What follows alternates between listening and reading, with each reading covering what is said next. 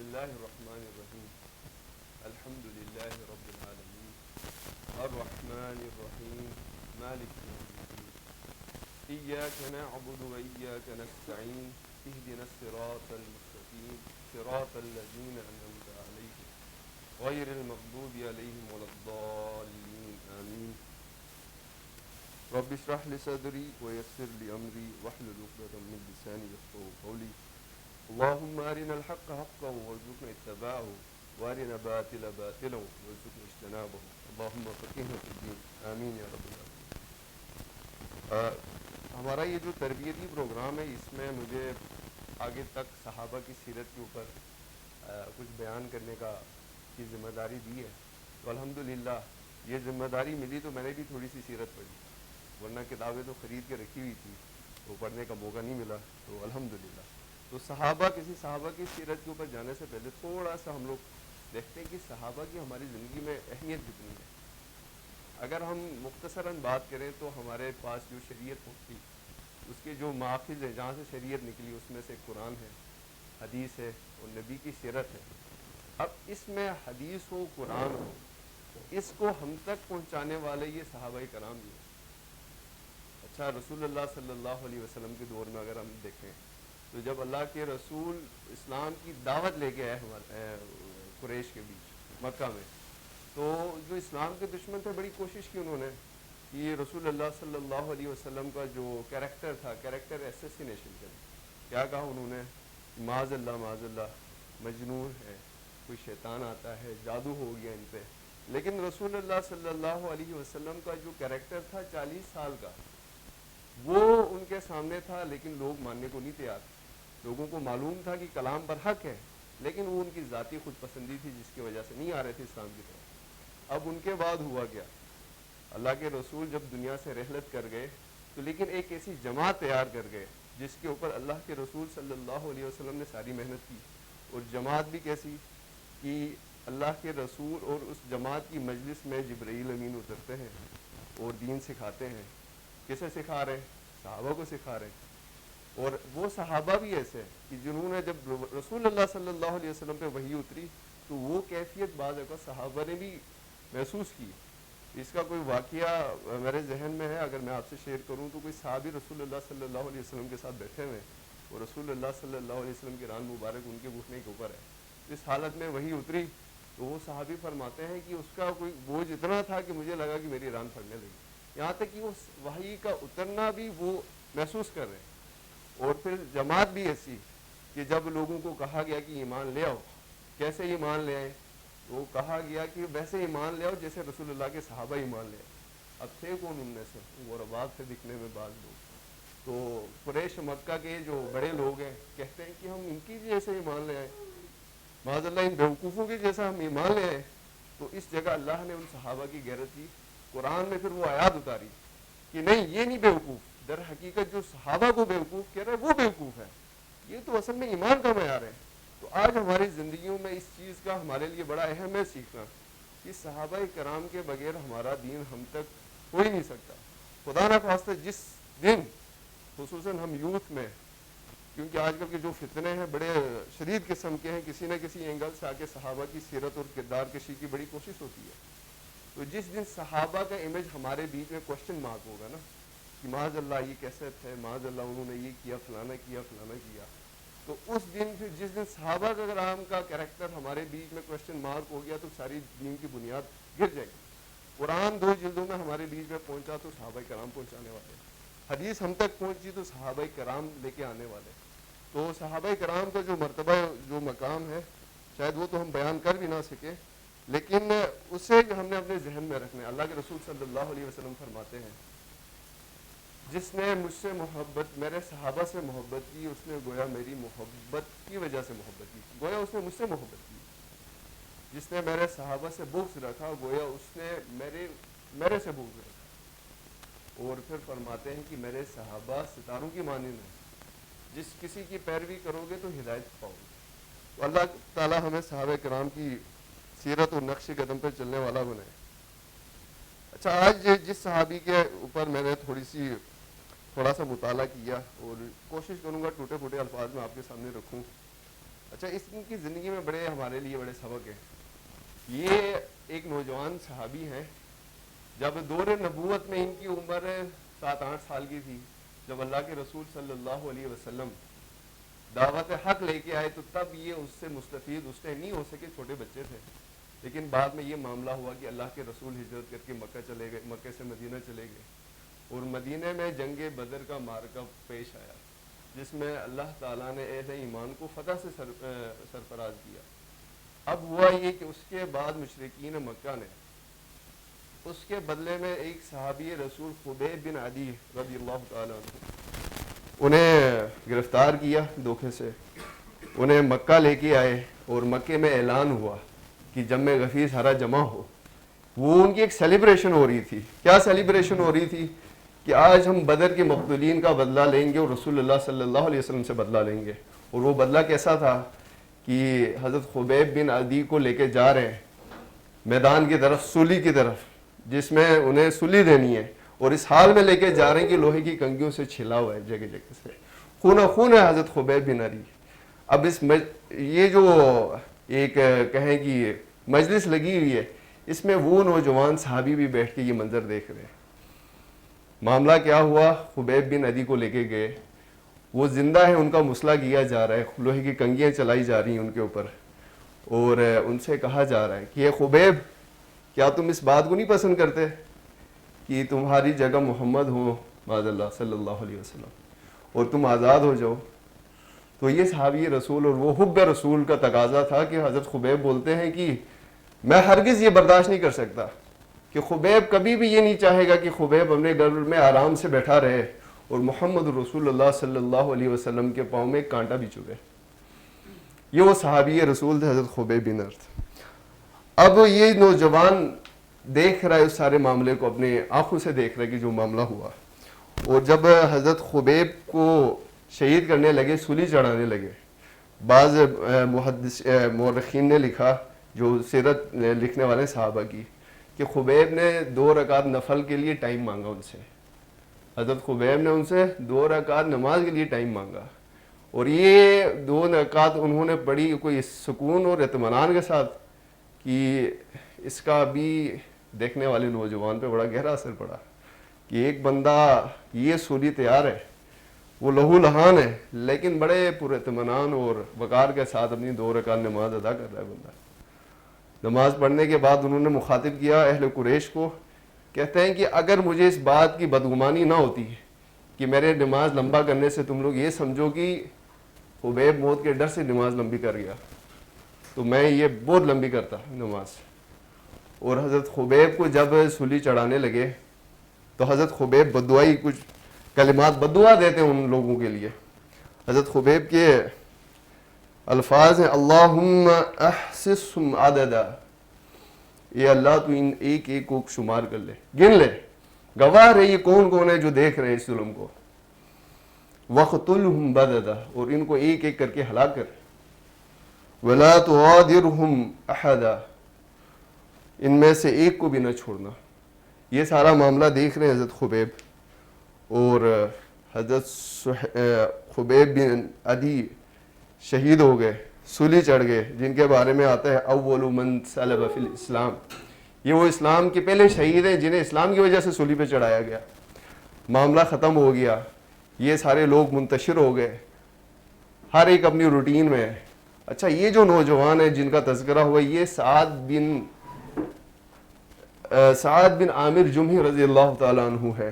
جب معاملہ کے بعد یہ گئے, سارے لوگ بھول گئے معاملے کو, لیکن یہ ایک سلیب الفطرت انسان ہے. یہ وہ جو ظلم, جو کیفیت ان کے سامنے برپا ہوئی, نہیں بھول سکے اسے.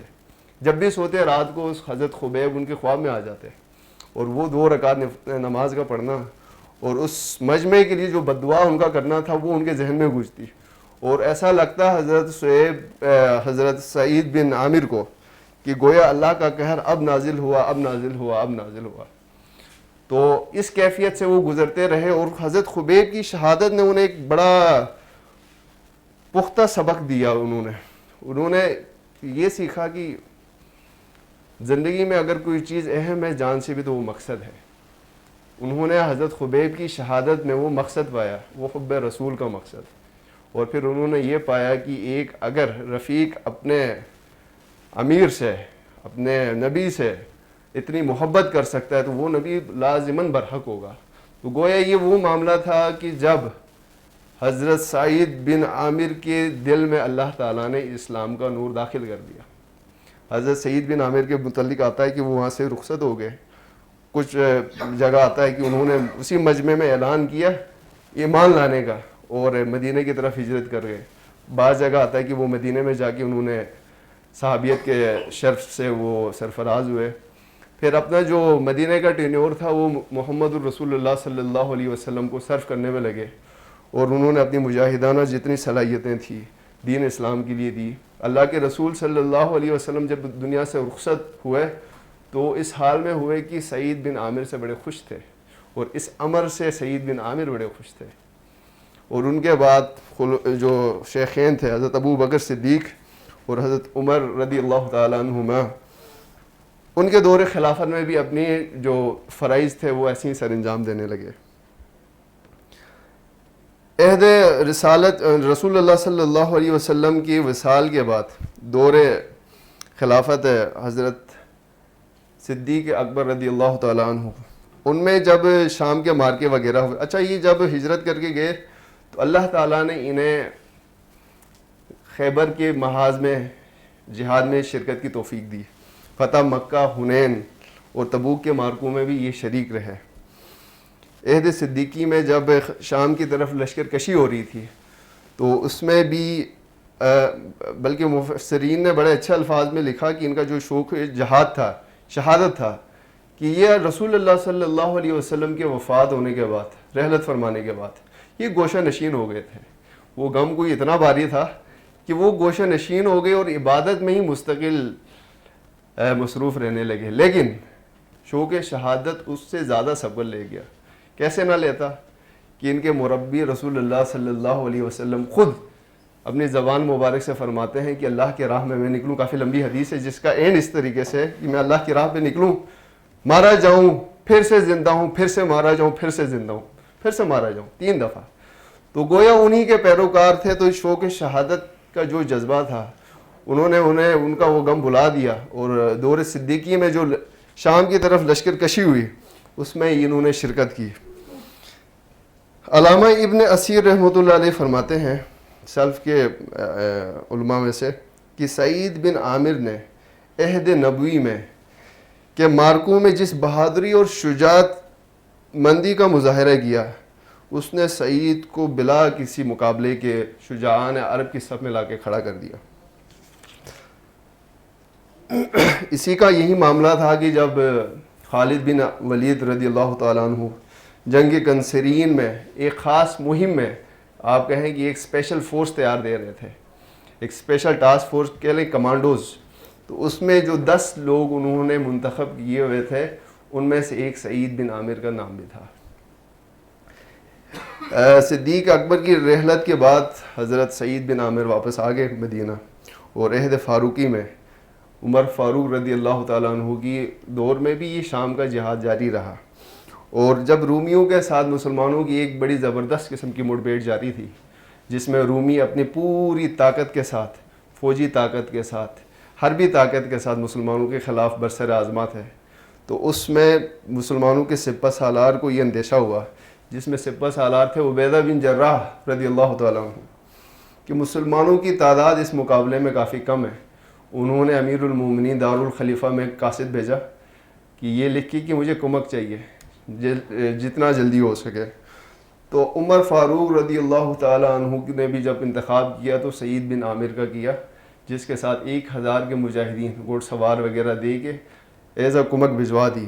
اور ان کا جانا اس جلدی میں تھا کہ ان کے قاصد کے واپس پہنچنے کے ساتھ سعید بن عامر بھی اپنے پورے لشکر کے ساتھ نصرت کو پہنچے ہوئے تھے.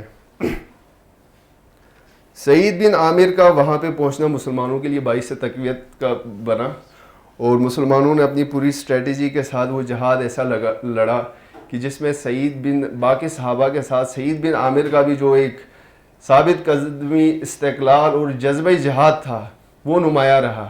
کئی دفعہ رومیوں کے نرگے میں آنے کے باوجود وہ اپنی تلوار کی طاقتور کہہ لے کہ وہ اس نرگے سے باہر نکلے. جدھر تلوار چلی ادھر کفار کے سر کاٹ دیے اور بڑی بہادری کے ساتھ وہ اپنے مسلمانوں کے لشکر میں آ گئے.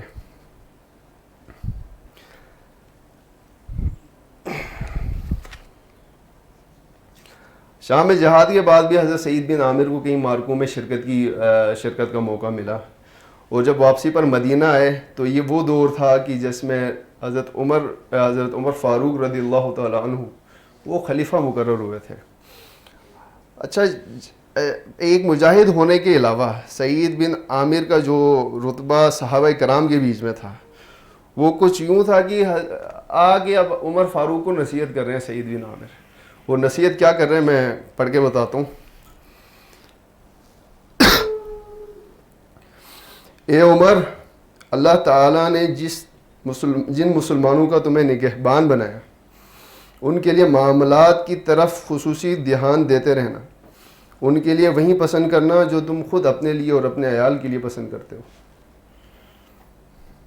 ان کے لیے ہر اس چیز کی ناپسندیدگی کی نظر رکھنا جو خود تمہیں اپنی ذات اور اپنے اہل و عیال کے لیے ناپسندیدہ ہو. شدائد کا سامنا کرنے سے نہ گھبرانا اور راہ حق میں جمع رہنا اور حق کی راہ میں کسی کی ملامت کرنے والے کی ملامت کو خاطر میں نہ لانا.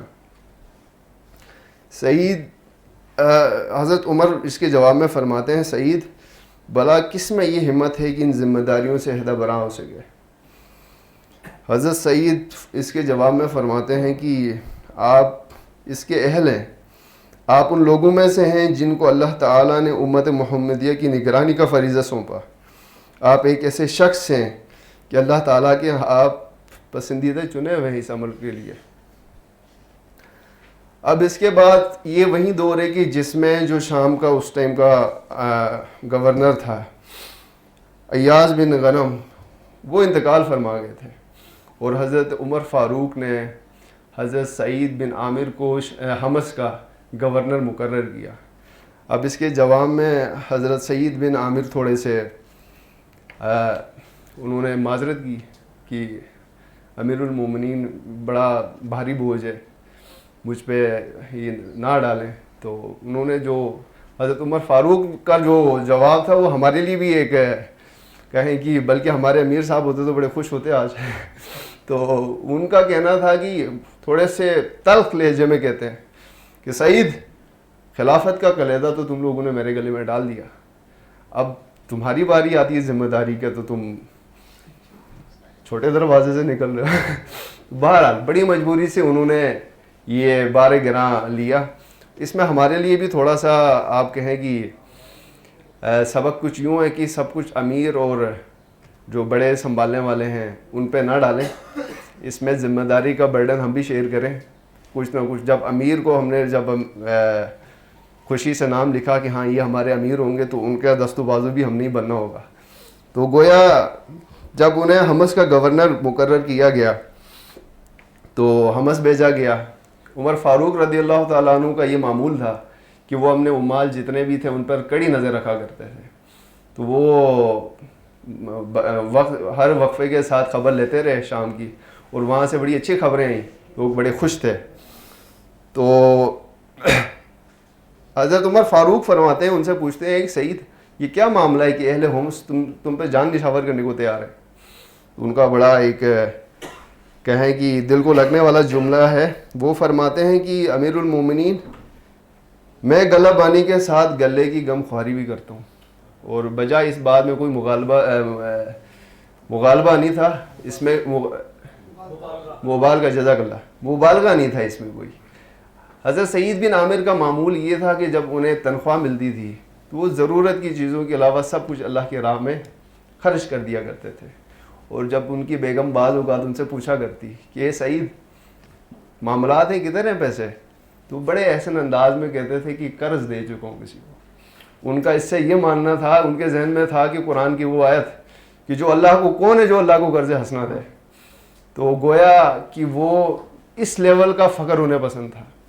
ایک واقعہ کچھ یوں ہے کہ حمص کے کچھ بڑے لوگ آئے سعید کے پاس نصیحت کرنے آئے، اور نصیحت بھی کی بڑی لاجیکل نصیحت سمجھ آتی ہے ہمیں آج کل کہ اے سعید اپنا ہاتھ اتنا کھلا نہ رکھو،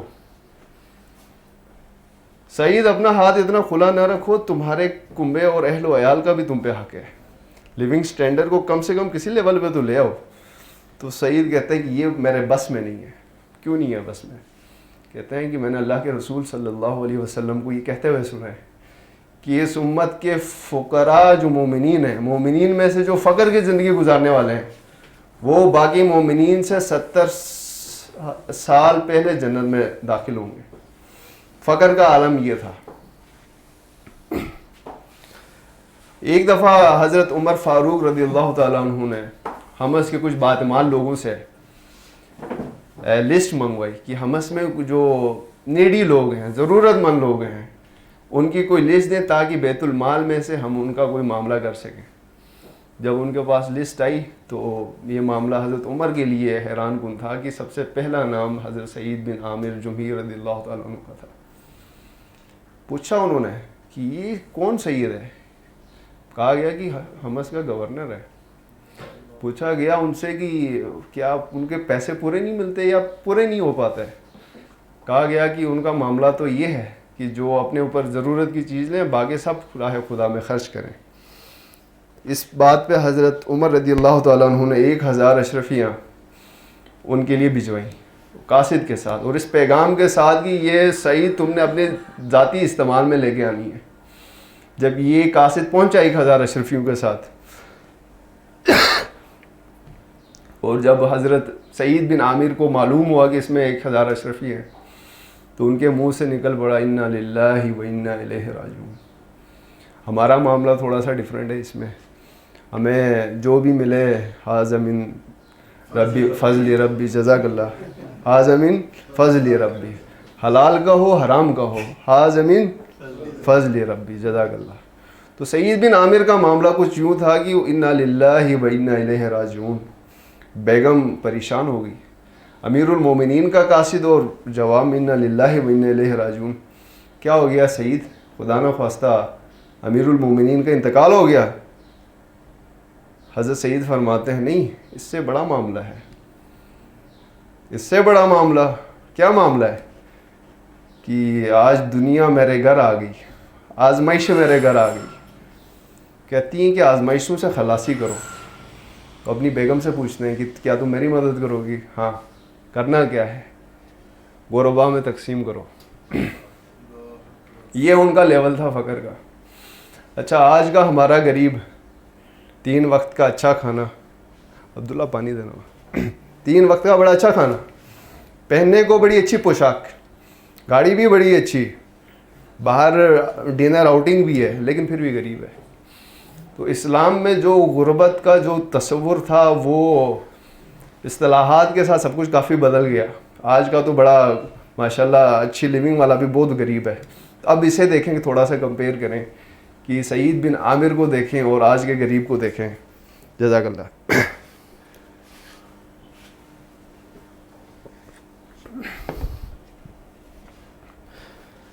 حضرت عمر فاروق رضی اللہ تعالیٰ عنہ کا یہ معمول تھا کہ وہ اپنے گورنروں کے حالات سنتے رہتے تھے۔ تو ایک دفعہ حمص کے لوگوں نے کچھ شکایتیں کی کہ گورنر کے بارے میں ہماری کچھ شکایتیں ہیں۔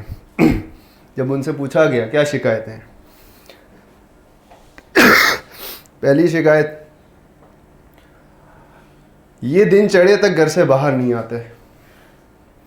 دوسری شکایت، یہ رات کے وقت کسی کو جواب ہی نہیں دیتے۔ گورنر ایسے ہیں کہ رات کے وقت کسی کو جواب ہی نہیں دیتے۔ تیسری شکایت، مہینے میں 1 دن غفلت سے کام لیتے ہیں۔ کیا مطلب؟ پورا دن نہیں ملتے، شام کو جا کے کسی ٹائم ملتے ہیں ہمیں۔ اور چوتھا معاملہ بڑا سنگین ہے کہ انہیں مجلس میں بیٹھے بیٹھے غشی کے دورے پڑتے ہیں۔ مجلس میں بیٹھی ایسی کیفیت ہے کہ نہیں جانتے کون ہے، وہ کسی اور دنیا میں پہنچ جاتے ہیں۔ تو حضرت عمر رضی اللہ عنہ بڑے باری دل کے ساتھ بلایا کہ یا اللہ، کیونکہ ان کا جو امیج بنا ہوا تھا ان کے سامنے وہ بڑا پختہ امیج تھا۔ اس دعا کے ساتھ انہیں بلایا کہ یا اللہ، سعید بن عامر کے متعلق جو میرا گمان ہے، حسن ظن ہے، یا اللہ تو اسے برقرار رکھنا۔ اب انہیں بلایا گیا، لوگوں کو بھی بلایا گیا۔ پہلا سوال رکھا، ہاں سعید، کیا ماجرا ہے، تمہارے لوگ تم سے نہیں خوش؟ تم دن چڑھے تک یعنی فجر کے بہت لیٹ اشراق کے بعد تم لوگوں سے ملتے ہو. سعید بن عامر نے بڑے بھاری دل کے ساتھ جواب دیا اور ان الفاظ کے ساتھ کہ امیر المومنین یہ میں قطعا نہیں چاہتا کہ میں یہ جواب دوں، لیکن بات اکاؤنٹیبلٹی کی ہے، اب تو جواب دینا پڑے گا. وہ فرماتے ہیں کہ میری بیگم بیمار ہے، 30 سال انہوں نے میری خدمت کی. میرا معمول یہ ہے کہ فجر کی نماز کے بعد میں آٹا گوندتا ہوں، انتظار کرتا ہوں کہ اس میں خمیر ہے، میں روٹیاں پکاتا ہوں، گھر والوں کو کھلا کے پھر مجھے ٹائم ملتا ہے کہ لوگوں کی بات سنوں. یہ سن کے عمر فاروق خوش ہوئے. دوسرا سوال، رات کے وقت تم کسی کو ٹائم ہی نہیں دیتے، بات ہی نہیں سننے کو تیار. تو اس میں حضرت سعید بن عامر فرماتے ہیں کہ واللہ اس بات کا بھی جواب دینا مجھے گوارا نہیں تھا، لیکن بامر مجبوری دے رہا ہوں. معاملہ یہ ہے کہ میں نے دن لوگوں کی خدمت کے لیے رکھا ہوا ہے، میں نے دن لوگوں کی خدمت کے لیے رکھا ہے، اور رات میں نے صرف اپنے رب کے ساتھ اپنا تعلق بنانے کے لیے رکھا ہوا ہے. میں نہیں چاہتا کہ کوئی مجھے میرے اس تعلق میں مداخلت کرے. یہ ان کا وہ جو رہبان اللیل و فرسان النہار وہ معاملہ تھا کہ رات کے راہب بھی تھے، دن کے سوار بھی تھے. تیسرا سوال، مہینے میں ایک دن غفلت سے کام لیتے ہو، پورا دن گزرنے کے بعد لوگوں سے ملتے ہو. سعید بن عامر فرماتے ہیں کہ یا رسول اللہ یا امیر المومنین، اس کا جواب بھی خوشی سے نہیں دے رہا، لیکن یہ ہے کہ میرے پاس ایک ہی جوڑا ہے، ایک ہی جوڑا ہے زیب تن کرنے کے لیے، لیکن اس ایک مہینے میں ایک دن دھوتا ہوں میں اسے، اور جب وہ سوکھیں تو پھر پہن کے نکلتا ہوں لوگوں کے پاس باہر. اور آخری سوال کی گشی کے دورے پڑتے ہیں تمہیں، مجلس میں جا کے مجنون ہو جاتے ہو تم. امیر المومنین اس کا جواب کچھ یوں ہے کہ حضرت خبیب بن عدی کی شہادت میں نے اپنی آنکھوں سے دیکھا ہے.